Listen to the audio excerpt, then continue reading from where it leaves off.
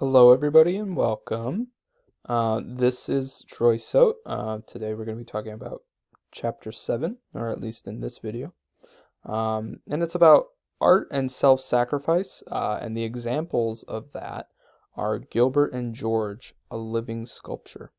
So this right here is Gilbert, and so you got it. This is George.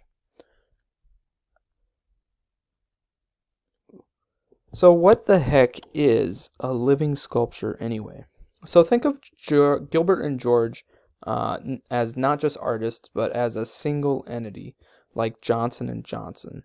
The sculptors and the sculpture are one. Gilbert and George's appearances, actions, and daily routines are painstakingly thought out. Every moment is devoted to their artistic mission, public and private. For example, when they need to eat, Gilbert and George have hired someone to cook them breakfast, lunch, and dinner so that they don't waste time doing tasks like that. So since they are the art, they assert that everything they do, think, or feel is part of the sculpture and should be attainable to the viewer. So they're kind of like a snow globe, right? They're asynchronous with the world. They're kind of in their own little bubble, but they are in sync together. They're to be observed. They're to be viewed. They're to be watched all the time. And so a little bit about them before we get into the work. Gilbert and George were born, Gilbert was born in Italy in 1943, and George was born in England in 1942. The two met and graduated from the London School of Art in London. You probably read that faster than I said it, in 1967. And before they graduated, they had come up with this whole living sculpture routine. And one really super dope fact that isn't entirely relevant, but I think is just really cool.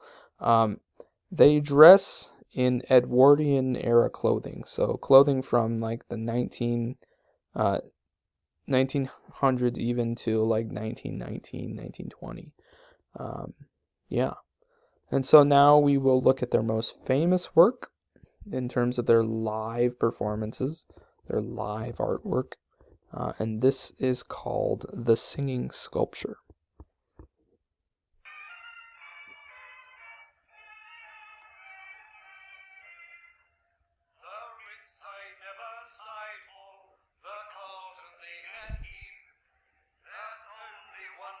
That I know, and that is where I sleep. Underneath the arches, I dream my dreams away. Underneath the arches, on Cornerstone's Bay. Every night you find me, tired and warm. Happy when the daylight comes creeping, heralding the dawn, sleeping when it's raining, and sleeping when it's fine. Trains traveling by our pavement is my pillow, no matter where we stray. Underneath the arches, I dream my dreams away. Underneath the arches, I dream my dreams away. Underneath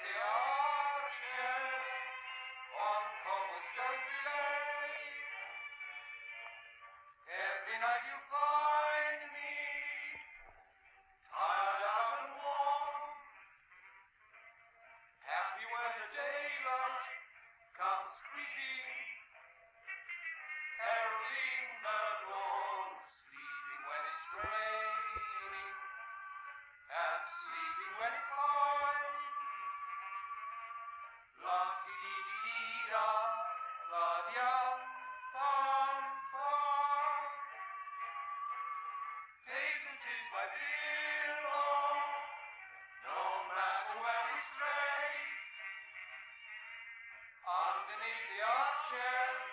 I dream my dreams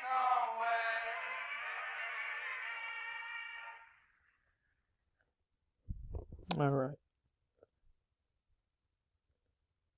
And so then I just have one more kind of explainer video about the performance we just watched.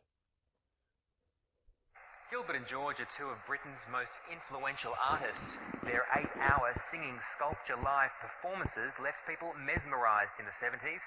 Now they're back in Sydney for the first time in 40 years. There's only one place that I know, and that is where I sleep. Underneath the arches, I dream my dreams away. Gilbert and George, welcome back to Sydney. It's been a long time, hasn't it? 37 long years. Well, you're here as part of this retrospective. Can you take us back 37, 40 years and talk us through what inspired your living sculpture? We were very innocent, naive baby artists at that time, and only wanted to introduce ourselves to the world as artists, and found the ideal form underneath the arches. But that one started in 1969 already. So out of the blue, we were able to make ourselves the center of our art. No? And that became very successful. And that's why John Calder invited us out to Australia to do it. And we had a great time. I must admit that. It was extraordinary. Everybody was so friendly. Not only that, we did a lot of the drinking sculptures in the evening, every night. Remember, George? And it's still a great mystery to us how that sculpture became so successful. We didn't know exactly what we were doing, but why is it that a table and one old record and a glove and a stick, why is that such a magical thing for the viewer? It's quite extraordinary, and it still is in many ways a mystery to us. Because we were doing it for 8 hours now, and we were not the only ones who stayed there for such a long time. All the viewers, they were not able to go away from it. They were nearly crying in front of it. I don't know what they thought about their children, their family, their parents also, and the whole life in front of them. Do you think maybe you had them in a trance? Oh yes, we had them. Somebody said it was rather like a force of nature, like a waterfall. People will stop in the country and park the car and look at a ravine or a waterfall and think about all the things they would not normally think about. It gives people the opportunity for thought, loving thought, difficult thoughts. And that's, of course, the power of culture, the power of art, is to make us think and feel. And this isn't the only sort of work you do. Can you talk me through some of the large print work and photographic work that you do as well? The big pictures. Oh yes, we have been doing that. They are for us more important even. For the last 40 years, we only did very big pictures because we are able to include more subjects. We are able to talk in different subjects, not only ourselves, but about us and sexuality, us and religion, us and tramps, us and alcohol, us and nationality. So it's becoming like an extraordinary novel of sorts. And we are doing these big shows that are like 100 or 200 big pictures and create amazing stare. It's fantastic. And you find that today there's still enough inspiration for you? We're inspired all the time by the pain of the world turning, all the time. And we do believe in the force of love, because many, many years ago we found that most artists were falling in love with art. They love the idea of art and having an artistic house and artistic friends and artistic holidays and artistic clothes. And we felt that was wrong and very self-centered and selfish. And we fell in love with the viewer of art. We want the viewer in front of our picture to feel that they are reading a visual love letter from us to them, to see what they think about that subject, what they feel about it. What will they say when they get home, when they describe the pictures they've seen? Yes, we are only happy with the viewer, that's it. And we have the, what they call, why do we do it? We always say that we do it for the ultimate moment, which is when the pictures are finished, the private view is open, and we're standing there with a glass of wine in one hand, surrounded by teenagers licking us all over. That's it. Gilbert and George, here's to many more years of being licked all over. Thank you. Thank you. All right. So, one thing I wanted to touch on quick. Gilbert and George. So they do those live performances, but they also do photographs and collages, as you heard them talk about. And so these are two. I really only wanted to talk about the one on the left. Um, so everything is based off of their experiences, and you heard them talk about doing the. You may. It was easy to miss. They talked about doing the drinking sculpture, and so that is just like going to the bar, except they're really extra, and so they're as you could probably kind of tell in their interview, they were very meticulous in how they spoke and who spoke, and very uh, making sure to not speak over one another too. And so the same thing could be said about like their drinking sculpture, right? They're doing it in such a manner that it is professional, almost, if you can call it that, and enjoyable to watch. And so the Alcoholic series was in some way a um, kind of immobile form of that. So some of these experiences that they've had and things that they've done and productions of these quote drinking sculptures that they've done kind of manifest into a physical work.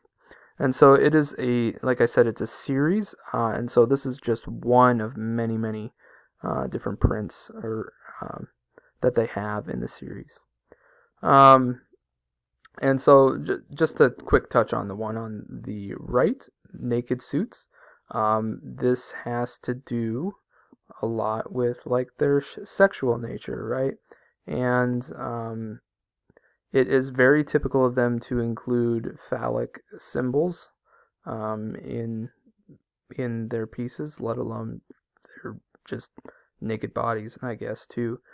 But yeah, so that is Gilbert and George. Just very sacrificial, very disciplined, and concerned about the viewer experience all the time.